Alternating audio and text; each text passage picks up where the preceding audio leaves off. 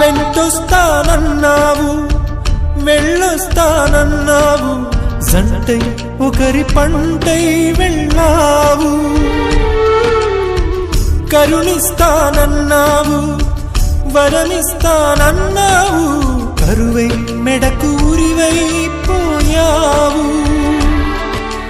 దేవతలోను ద్రోహం ఉందని తేలిపావు, దీపం కూడా దహిస్తుందని తేల్చావు.